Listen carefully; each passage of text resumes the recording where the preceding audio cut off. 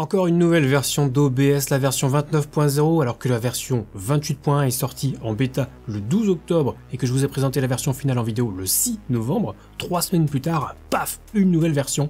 Et a priori une version majeure, même si en soi elle n'est pas aussi folle que la mise à jour 28, mais on va détailler ensemble cette mise à jour comme d'habitude.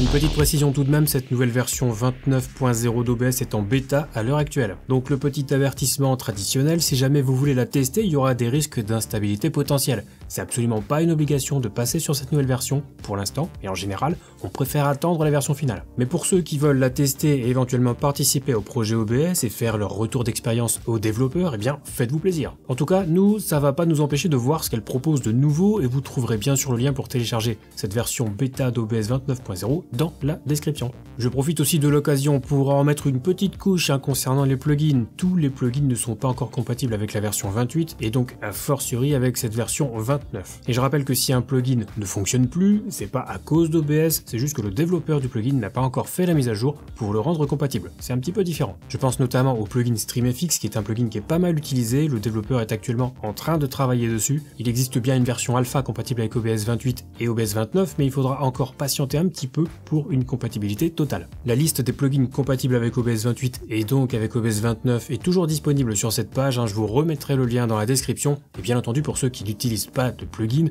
aucun souci de ce côté-là, OBS 29 permet de streamer, même en bêta, gardez juste en tête l'avertissement du début de cette vidéo. Maintenant, si on se penche un petit peu sur les correctifs, on peut voir que certains bugs ont été corrigés. La disparition du curseur avec les captures d'écran sur Windows par exemple, que j'ai personnellement subi récemment, la fenêtre de projection qui ne pouvait plus être fermée si une source était supprimée, un problème avec certains filtres comme le filtre de délai qu'on peut appliquer sur un périphérique de capture vidéo par exemple. Quelques autres bugs ont aussi été corrigés, comme vous pouvez le constater sur le changelog, notamment un bug avec le contrôle de débit CQP pour l'encodeur AMD HEVC et les encodeurs logiciels AV1. Alors pour les streamers, ça n'a pas d'impact direct puisque vous savez pertinemment que Twitch, YouTube et consorts recommandent le CBR. J'ai déjà expliqué à quoi ça correspondait dans ma vidéo sur les réglages avancés d'OBS.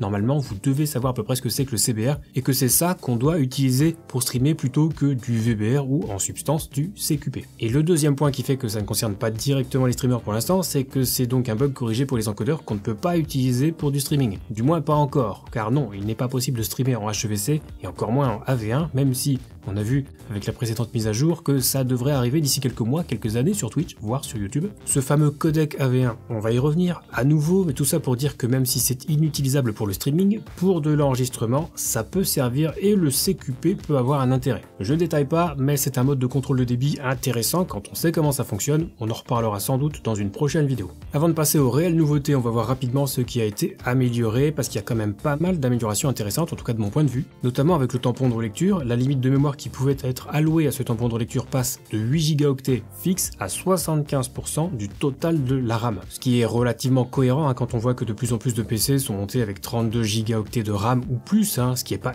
une nécessité absolue pour du gaming, mais pour un créateur de contenu ou pour un monteur vidéo, c'est quand même agréable d'avoir de la RAM. Au niveau des filtres Nvidia, alors les filtres audio et vidéo ont globalement été améliorés avec en particulier l'ajout d'un curseur pour la suppression de l'arrière-plan Nvidia qui permet de modifier la fréquence de rafraîchissement du filtre et de soulager le système. Je rappelle par ailleurs que pour avoir ces filtres sur OBS, il faut installer les SDK disponibles sur le site de Nvidia, que ce soit pour les filtres audio ou les filtres vidéo.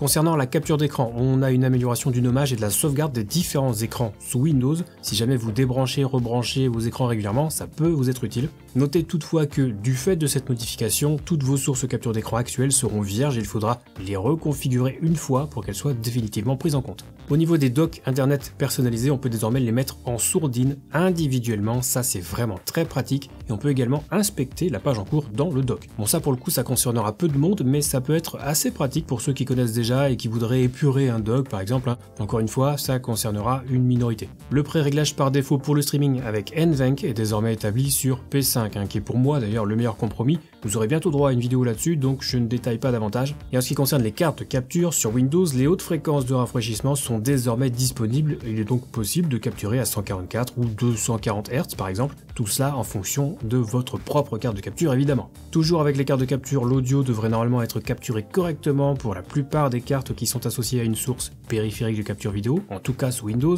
et ça c'est vraiment une sacrée amélioration parce que ça pouvait facilement bugger. Au niveau du bitrate dynamique, pour ceux qui l'utilisent, sachez qu'il sera désormais plus rapide à se remettre en place, notamment après un drop de bitrate, donc une meilleure réactivité et par conséquent un meilleur confort pour les viewers.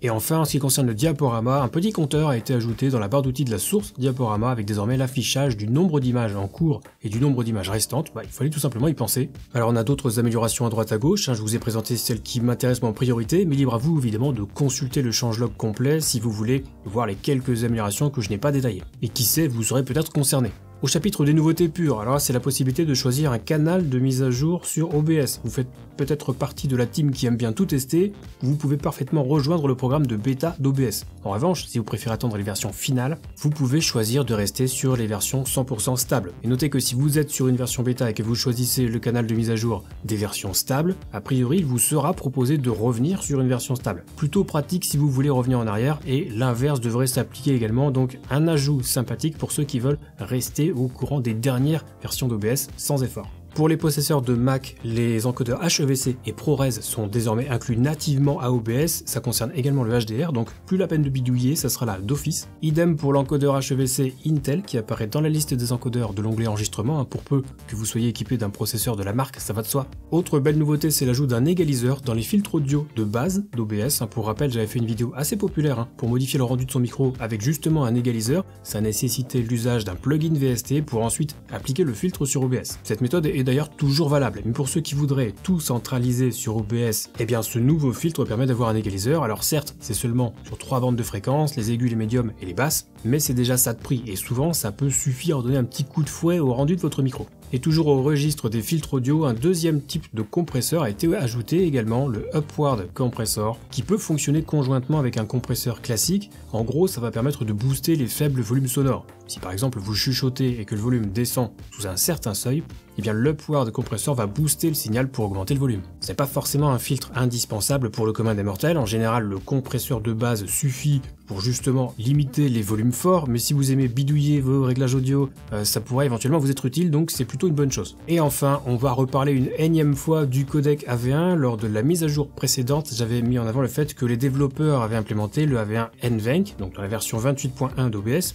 et on m'avait fait remarquer à plusieurs reprises dans les commentaires que je n'avais pas parlé des cartes graphiques Intel qui ont aussi un encodeur matériel AV1, ni des cartes graphiques AMD disposant d'une architecture RDNA 3, donc en gros les cartes RX de la série 7000, qui par ailleurs devraient commencer à arriver mi-décembre, donc elles sont toujours pas sorties à l'heure où est publiée cette vidéo. Mais la raison pour laquelle je n'avais pas mentionné ces autres encodeurs, c'est tout simplement parce qu'ils n'étaient pas concernés par la mise à jour 28.1 d'OBS, et l'objet de la vidéo portait bien sur la mise à jour d'OBS, et pas sur quels sont les encodeurs capables de sortir du AV1. Bref, aujourd'hui avec cette mise à jour 29.0, ce sont eux les vedettes, puisque oui, les encodeurs AV1 Intel et AV1 AMD sont désormais inclus à OBS. Il fallait juste être un petit peu patient, et je confirme au passage que je ne suis pas pro Nvidia ou anti AMD ou quoi que ce soit. Donc 2022, c'est vraiment l'année du AV1, en tout cas pour OBS Studio, mais rappelons quand même que c'est l'un des logiciels les plus utilisés par les streamers, donc le fait qu'il pousse comme ça et que les développeurs implémentent le codec AV1, d'abord logiciel puis matériel avec Intel, Nvidia et AMD, c'est quand même plutôt bon signe pour l'avenir. Et même si pour le streaming, je le rappelle, à l'heure actuelle c'est inutile, non seulement ça va arriver, premier point, mais ça peut aussi être utile pour de l'enregistrement. Ça sert aussi à ça OBS. D'ailleurs je spoil peut-être un petit peu.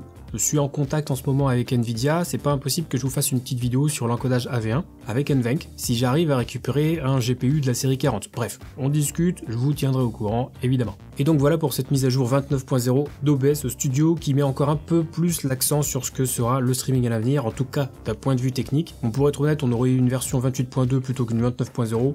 Ça m'aurait pas choqué plus que ça, mais voilà, on est bien sur une mise à jour majeure, du coup, je ne sais pas vous, mais moi j'ai vraiment très hâte de voir ce que les développeurs prévoient pour la version 30. Et si vous aussi vous êtes curieux de ça, n'hésitez pas à le dire dans les commentaires. Et cette vidéo touche à sa fin, je vous fais les traditionnels call to action, si jamais la vidéo vous a plu, pensez à laisser un petit pouce, vous pouvez aussi vous abonner à la chaîne et activer la cloche. Si le streaming vous intéresse, vous trouverez plus de 220 vidéos en rapport avec le streaming sur cette chaîne YouTube. Et j'en profite pour vous rappeler que si vous avez des questions concernant le streaming, vous pouvez venir me les poser dès que je suis en live sur Twitch, sans problème. Et pour les questions plus techniques, je vous invite à rejoindre le Discord communautaire Zero Absolute Gaming, qui vient tout juste d'être certifié et qui va atteindre bientôt les 5000 membres. Lisez juste bien les règles pour débloquer les salons de discussion et on vous répondra au plus vite. Tous les liens sont dans la description et sur ce, c'est la fin de cette vidéo. On se retrouve très vite pour la prochaine et d'ici là, bon stream.